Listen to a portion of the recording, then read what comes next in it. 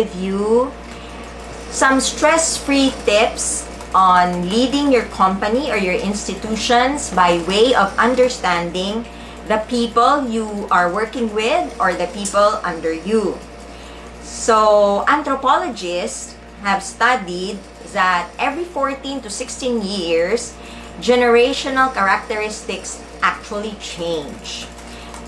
Those born from 1946 to 1964, which means that this 2020, they are 56 years old to 74 years old, belong to the baby boomer generation.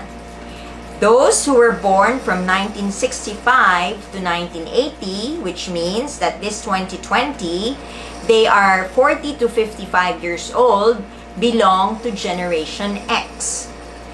Those who were born from 1981 to 1996, which means that this 2020, they are 24 years old to 39 years old, belong to the millennial generation.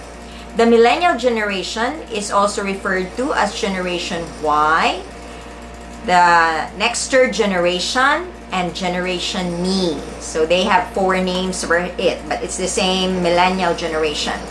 Those who were born from 1997 to 2012, which means that they are now, this 2020, 8 years old to 23 years old, belong to Generation Z or the iGen. Let me tell you the differences between these 4 generations that you are probably working with now that you are a leader of your company or the leader of your institution. First, let's take a look at your probable board members and owner of the company. Those belonging to this generation are idealistic. They dislike change. And they are the ones who need to be recognized often.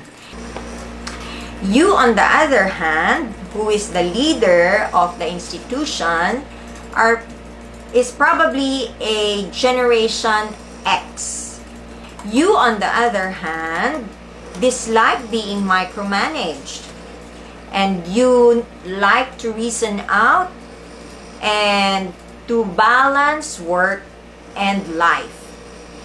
The ones below you, majority of your workers would probably be millennials. And majority of companies right now have a workforce that belong to the millennial generation. The millennial generation are those who have been born in a time where instant pancit is a popular thing. So their generation has been trained or has been raised wherein they can get things instantly. That's why they have a short attention span.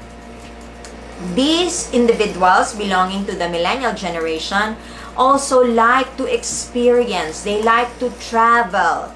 So they like to spend on experiences. They are also the ones who like to post these experiences or their thoughts on platforms like Facebook, Instagram. Last but not the least, that who may be working with you right now, belong to the Generation Z. So these individuals, which make up probably a small portion of your company right now or your institution right now, are very practical. And they are the ones who are focused on saving. In terms of platforms, they like to post their thoughts or their experiences on TikTok, on YouTube, on Snapchat, and Instagram.